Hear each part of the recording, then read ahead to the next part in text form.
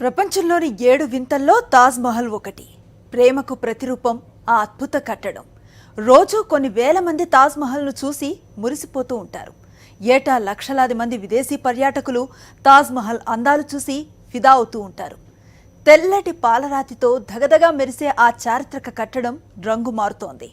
కాలుష్యం కారణంగా రోజురోజుకు ప్రమాదపు టంచుకు చేరుతోంది. అధికారులు పాలకుల నిర్లక్ష్యానికి మూల్యం చెల్లిస్తోంది. అయినా పాలకుల్లో చలనం రావటం లేదు. చివరకు సుప్రీంకోర్టు జోక్యం చేసుకుని కన్నెర్ర చేసింది. పరిరక్షిస్తారా లేక కూల్చివేస్తారో చెప్పండని వార్నింగ్ ఇచ్చింది. ఒక్క తాజ్మహలే కాదు, చారిత్రక కట్టడాలన్నింటిది దాదాపుగా అదే పరిస్థితి. చరిత్రకు చెద. ఇదే ఇవాల్టి మ్యాగజైన్ స్టోరీ.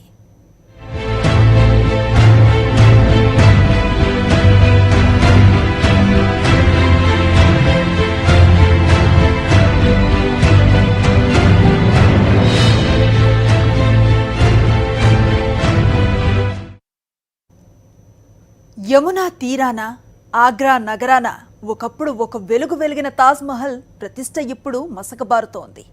కాలుష్య కాటుకు అధికారుల నిర్లక్ష్య పోటు తోడై క్రమంగా ప్రాభవం కోల్పోతోంది. ఎన్నో కాల పరీక్షలకు నిలబడిన ఆ చారిత్రక కట్టడం పాలకుల నిర్లక్ష్యాన్ని తట్టుకోలేకపోతోంది. అదొక్కటే కాదు, చారిత్రక కట్టడాలన్నింటిది దాదాపుగా అదే పరిస్థితి. చరిత్రకు సజీవ సాక్ష్యంగా నిలవాల్సిన ఆ కట్టడాల ఉనికి కోల్పోయే పరిస్థితికి చేజారే.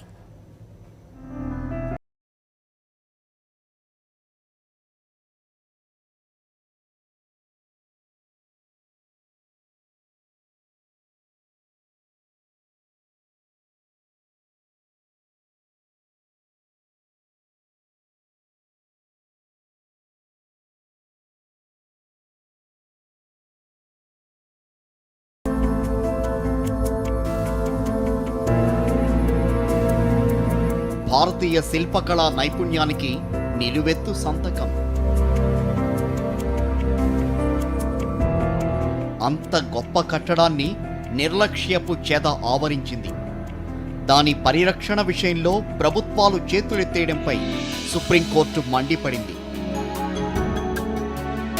అసలు తాజ్మహల్ను పరిరక్షించే ఉద్దేశం మీకుందా అంటూ ఆగ్రహం వ్యక్తం చేసింది. ఆ చారిత్రక కట్టడాన్ని కాపాడతారా లేదంటే కూల్చివేస్తారా చెప్పండి, లేకుంటే మూసివేయండని ఘాటు వ్యాఖ్యలు చేయడం కలకలం రేపుతోంది. యునెస్కో గుర్తింపు పొందిన తాజ్మహల్కు ఈ దుస్థితి ఎందుకొచ్చింది? కారణం ఎవరు? ప్రభుత్వాలు, పురావస్తు శాఖ ఎందుకు చర్యలు తీసుకోవటం లేదు? చారిత్రక కట్టడాలను పరిరక్షించాల్సిన బాధ్యత ప్రభుత్వాలకు లేదా? ఈ ప్రశ్నలు ఇప్పుడు భారతీయులందరి నోటా వస్తున్నాయి. వాస్తవానికి తాజ్మహల్కు ఎంతో చారిత్రక ప్రాధాన్యం ఉంది. అందుకే ఎలాంటి సిఫారసులు లేకుండానే ప్రపంచంలోని 7 వింతల్లో చోటు సంపాదించుకుంది.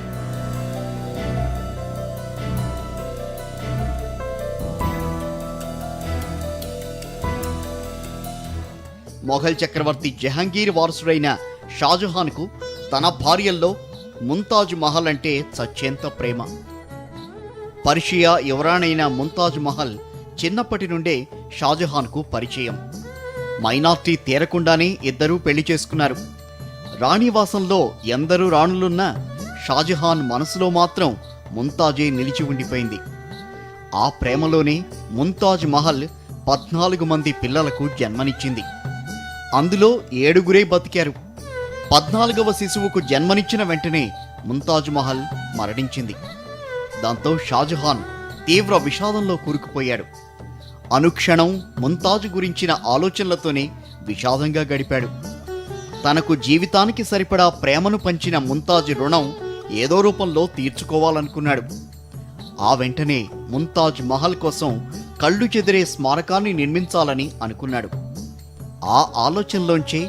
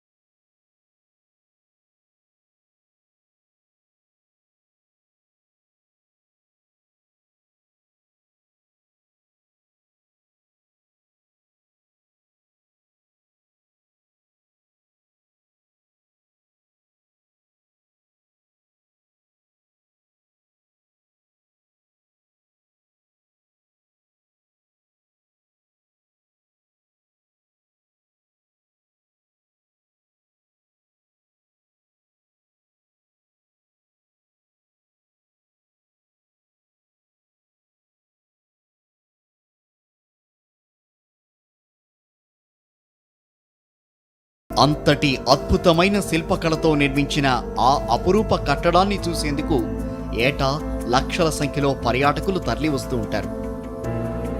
ఇటీవల ఆ సంఖ్య 1 కోటి దాటింది. అయితే ఆ కట్టడం సంరక్షణను ప్రభుత్వాలు పట్టించుకోవటం మానేశాయి. దాంతో తాజ్మహల్ నిర్వహణ గాడి తప్పింది. ఇప్పుడు ఎక్కడ చూసినా చెత్త, దుర్గంధమే. పైగా ఆ కట్టడం పరిరక్షణకు ఎవ్వరూ ఎలాంటి చర్యలు తీసుకోవడం లేదు. దానికి తోడు కాలుష్యం జత కావడంతో ఆ అద్భుతమైన కళాఖండం క్రమంగా వైభవం కోల్పోతోంది. ఒకప్పుడు పాలలా మెరిసిన కట్టడం ఇప్పుడు పసుపు వర్ణంలోకి మారి అందవిహీనంగా కనిపిస్తోంది.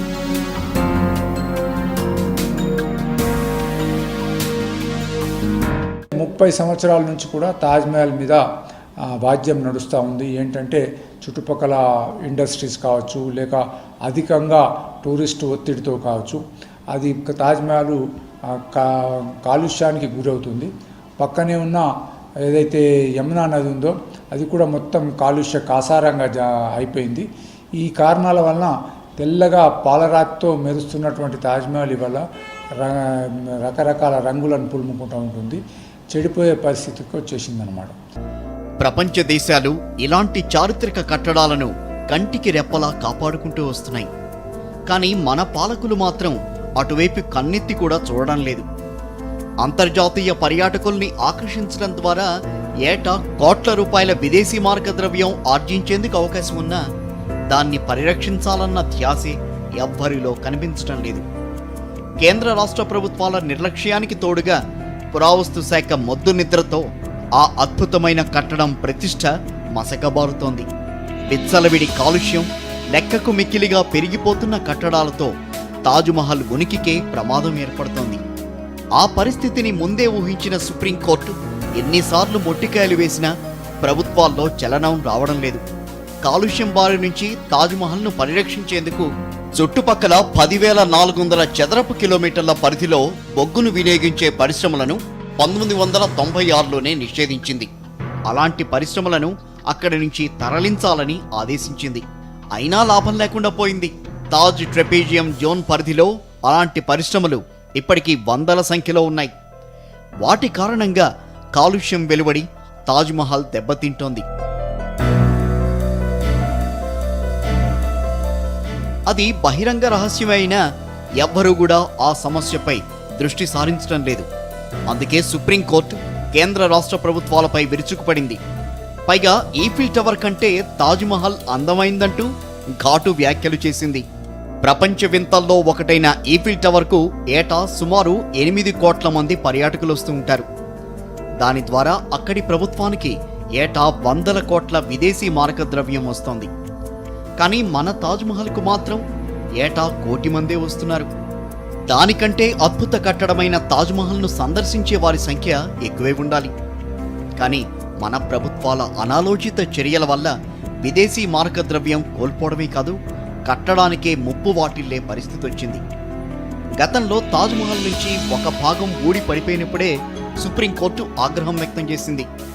పరిరక్షణకు చర్యలు తీసుకోవాలని ఆదేశించింది. అది జరిగి 2 ఏళ్లైనా ఆ దిశగా ఒక్క అడుగు ముందుకు పడలేదు. అందుకే అధికారులు, ప్రభుత్వాల వల్ల తాజ్ ప్రతిష్ట మసకబారుతోందని సుప్రీం ఆందోళన వ్యక్తం చేసింది. అయితే ఇది ఒక తాజ్మహల్కే పరిమితం కాలేదు. ప్రతి చారిత్రాత్మక కట్టడం విషయంలో ప్రభుత్వాలది నిర్లక్ష్య వైఖరే. ప్రపంచంలో ఎక్కడా లేనన్ని చారిత్రక కట్టడాలు మన దగ్గరున్నా వాటి పరిరక్షణకు తీసుకుంటున్న చర్యలు నామమాత్రం.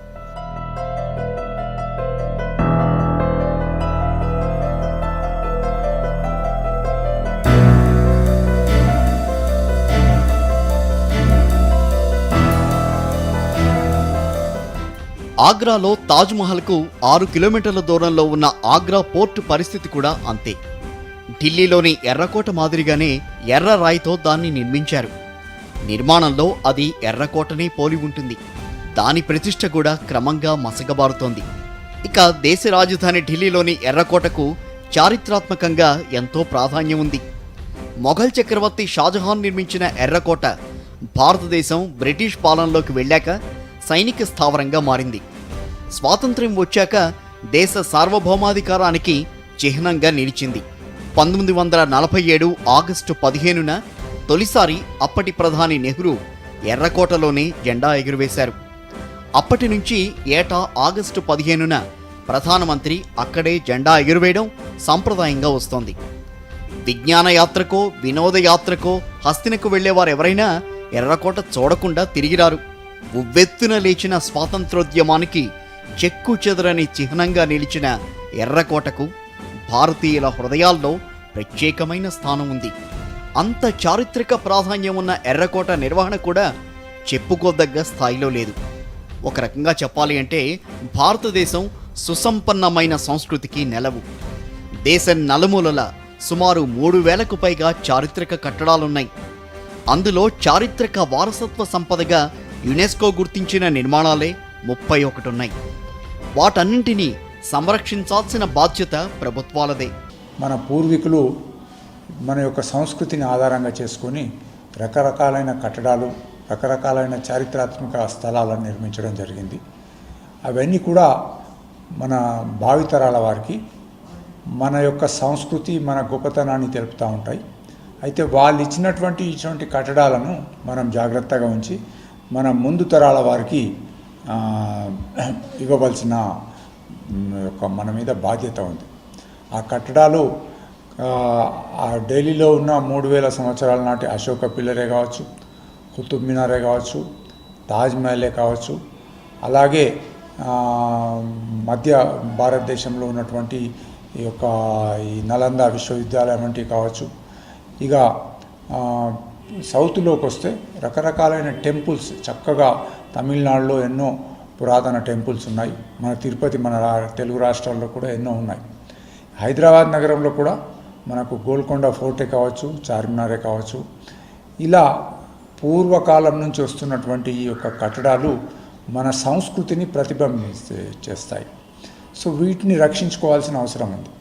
గవర్నమెంట్ పైన ఒక రెస్పాన్సిబిలిటీ ఉన్నది, ఒక డ్యూటీ ఉన్నది, మన చారిత్రక కట్టడాలను చూసుకోవాలని చెప్పి. డిపార్ట్మెంట్స్ ఉండి జీతాలు తీసుకొని ఉట్టిగా చేతులు ఊపుకొని తిరిగితే లాభం లేదు. గవర్నమెంట్ స్టేట్ అయినా సెంట్రల్ అయినా సరిపడిన ఫండ్స్ రిలీజ్ చేసి మన కట్టడాలు పరిరక్షణ, సరిపడిన కన్జర్వేషన్ ప్లస్ సెక్యూరిటీ కూడా ఇప్పించాలి. వాటికి లేబరు, టెక్నికల్ అసిస్టెన్సు, ఆఫీషియల్స్ అట్లాంటివి లేకపోతే కూడా వాళ్ళు తీసుకొచ్చుకొని బడ్జెట్లో కేటాయించి పెట్టాలి. చాలా ఇంపార్టెంట్. కానీ ప్రస్తుతం పరిస్థితులు అందుకు భిన్నం. అటు కేంద్రంలో ఇటు రాష్ట్రాల్లో ఏ ప్రభుత్వం అధికారంలో ఉన్నా చారిత్రక కట్టడాల పరిరక్షణకు చేసిందేమీ లేదు. పైగా వాటిని ప్రైవేట్ సంస్థలకు దారాదత్తం చేసి చేతులు దులుపుకోవాలని చూస్తున్నాయి. చారిత్రక కట్టడాల దత్తత కోసం కేంద్రం ఇటీవల విడుదల చేసిన నోటిఫికేషన్లో మొత్తం 98 వారసత్వ కట్టడాలున్నాయి. అందులో సుప్రసిద్ధ ఎర్రకోట, తాజ్మహల్తో పాటుగా జంతర్ మంతర్, చార్మినార్ వంటి ఎన్నో సుప్రసిద్ధ కట్టడాలుండడం వివాదానికి కారణమైంది. అయితే కేంద్ర ప్రభుత్వం మాత్రం దత్తత కార్యక్రమాన్ని సమర్థించుకుంది. కేంద్రం దత్తత విషయంలో చూపిన శ్రద్ధను వాటి పరిరక్షణకు చూపకపోవడం విమర్శలకు గురవుతోంది.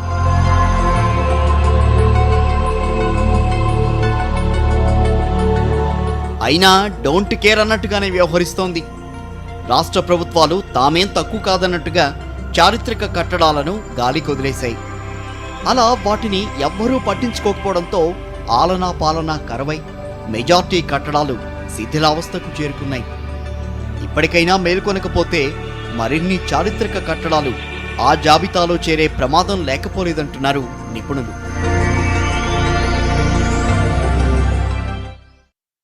మిగతా చారిత్రక కట్టడాల పరిస్థితి ఏంటి?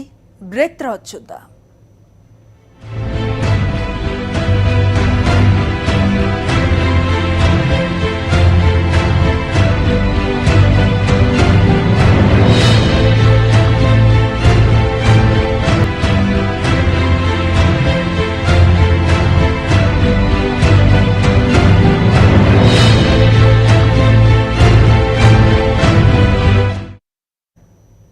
దేశంలోని మిగతా చారిత్రక కట్టడాల పరిస్థితి ఎలా ఉంది? వాటి పరిరక్షణకు కేంద్ర, రాష్ట్ర ప్రభుత్వాలు ఏం చేయాలి? ఎలాంటి చర్యలు తీసుకుంటే పూర్వ వైభవం వస్తుంది? చరిత్ర 10 కాలాల పాటు సజీవంగా ఉండాలంటే ఎలా ముందుకెళ్లాలి? ఇప్పటిదాకా ఏం జరిగింది, ఇక ముందు ఏం జరగాలి? తాజ్మహల్, ఎర్రకోటే కాదు, అనేక చారిత్రక కట్టడాలది అదే పరిస్థితి.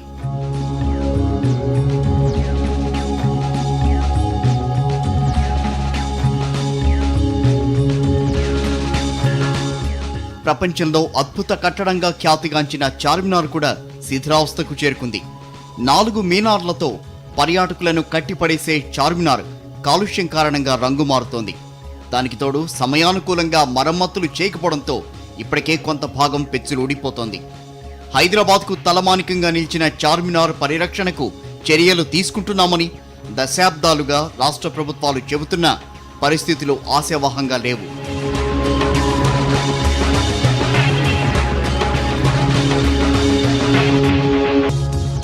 1997లో ప్రకటించిన చార్మినార్ పెడెస్ట్రేరియన్ జోన్ పథకం ఇప్పటికీ పూర్తి కాలేదు. చార్మినార్కు 300 మీటర్ల వరకు వాహనాలు తిరగకుండా పాదచారులు మాత్రమే వెళ్లాలి అనేది ఆ పథకం ఉద్దేశం. అలా చేస్తే కాలుష్యం తగ్గి కట్టడానికి ఇబ్బంది లేకుండా ఉంటుంది అనేది నిపుణుల అభిప్రాయం. కానీ ఆ పనులు ఇప్పటివరకు పూర్తి కాకపోవడం మన పాలకుల పనితీరుకు నిదర్శనం.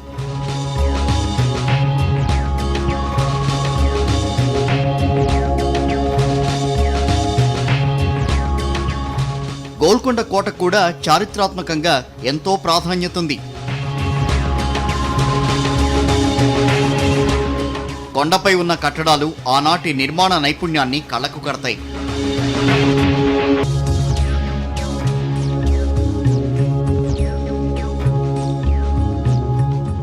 ఆ కోటలోని ప్రతి మలుపు, ప్రతి ప్రాకారం ఆకట్టుకునేది. నాటి రాజుల ఆయుధాగారాలు, ధాన్యశాలలు, స్నానవాటికలు, వంటశాలలు, అశ్వశాలలు, ఉద్యానవనాలు ఒకప్పుడు ఆశ్చర్యచకితుల్ని చేసేవి. కానీ ఇప్పుడు పరిస్థితి పూర్తి భిన్నం. నిర్వహణా లోపం కారణంగా ప్రాభవాన్ని కోల్పోతోంది.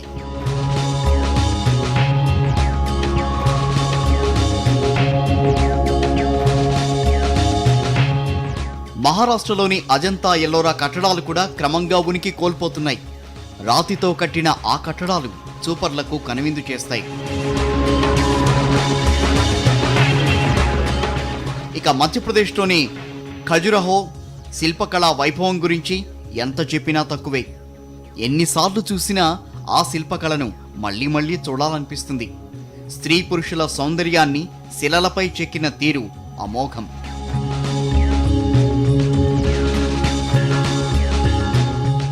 ఒక్కో శిల్పాన్ని చెక్కడానికి, వాటిని అద్భుతంగా అమర్చడానికి నాటి కళాకారులు పడిన శ్రమను ప్రతి తరం చెప్పుకుంటూనే ఉంటుంది. ప్రపంచంలో మరెక్కడా లేని అద్భుత కట్టడాల సముదాయం ఖజురహోలోనే ఉంది. అయితే సరైన నిర్వహణ లేక వాటి ప్రతిష్ఠ కూడా మసకబారుతోంది.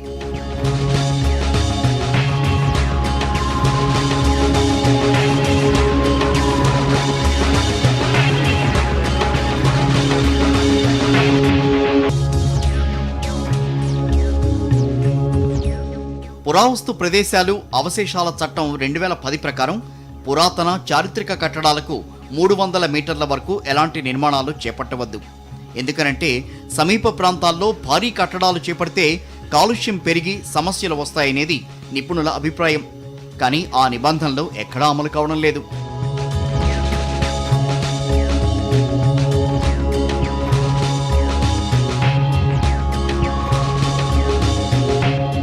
తాజ్మహల్, చార్మినార్తో పాటు అన్ని చోట్ల సేమ్ సీన్.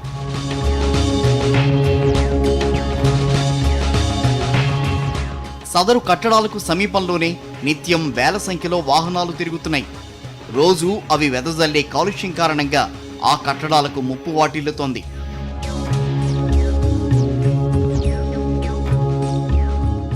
అయినా ఎవరూ పట్టించుకోవడం లేదు. దీనికి తోడు పురావస్తు ప్రదేశాలు అవశేషాల చట్టం 2010కి ఏడాది క్రితం కేంద్రం కొన్ని సవరణలు చేసింది. దాని ప్రకారం జాతీయ ప్రాధాన్యత ఉన్న కట్టడాలు, నిషేధిత ప్రాంతాల్లో కేంద్ర నిధులతో అమలయ్యే ప్రాజెక్టులను చేపట్టవచ్చు. కేంద్రం చేసిన ఆ సవరణ చారిత్రక కట్టడాలకు పెనుముప్పుగా పరిణమిస్తోంది.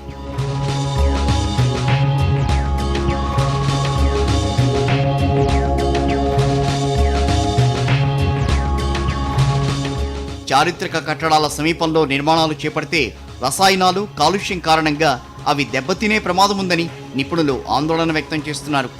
కానీ కేంద్రం మాత్రం ఆ ఆందోళనలను పట్టించుకోవడం లేదు.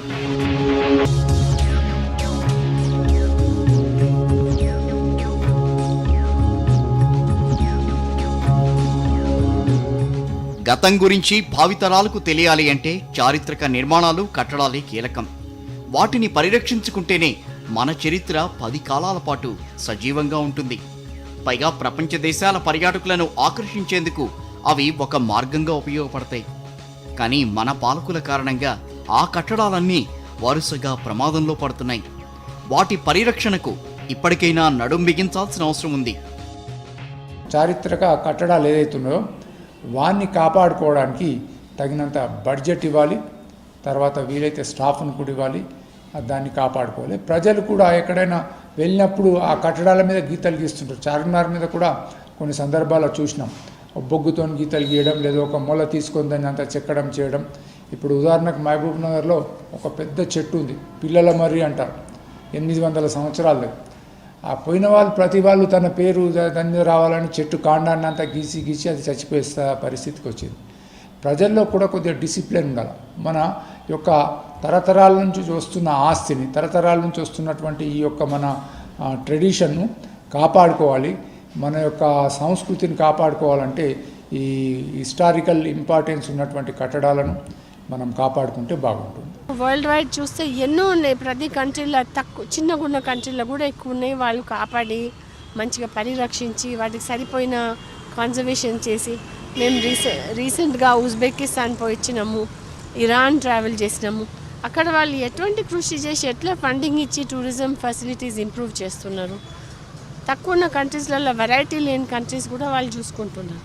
అటువంటిది మనకి ఇండియాలో చాలా అవసరము. రూల్స్ పాటించి గవర్నమెంట్, స్టేట్ అయినా సెంట్రల్ గవర్నమెంట్ అయినా మంచి ఫండ్స్ రిలీజ్ చేసి క్వాలిఫైడ్ ఆఫీషియల్స్ను హైర్ చేయాలి. ఏదో ఎక్కడి నుంచి పట్టుకొచ్చి డైరెక్టరు అదో ఏదో పెడితే కాదు, ఎందుకంటే వాళ్ళకి ఎక్స్పీరియన్స్ లేదు. ప్రాపర్ కన్జర్వేషన్ ఆర్కిటెక్ట్స్ను కూడా పెట్టుకున్నాలా, వాళ్ళ అడ్వైస్ తీసుకున్నాలా. దేశ ఔన్నత్యాన్ని, కీర్తి ప్రతిష్టలను చాటే సాంస్కృతిక చిహ్నాలు మన చారిత్రక కట్టడాలు. నిత్యం మన సంస్కృతిని అవి ప్రతిబింబిస్తూ ఉంటాయి. ప్రపంచంలో ఎవ్వరికీ లేని చారిత్రక సంపద మన భారతీయుల సొంతం.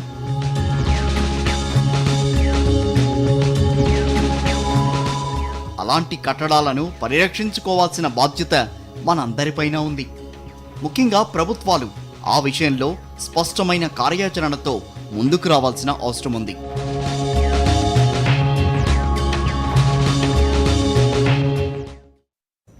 చరిత్రకు చెద. ఇది ఇవాల్టి మ్యాగజైన్ స్టోరీ. మరో ఇంట్రెస్టింగ్ టాపిక్తో మళ్ళీ కలుసుకుందాం. Stay tune to Sakshi.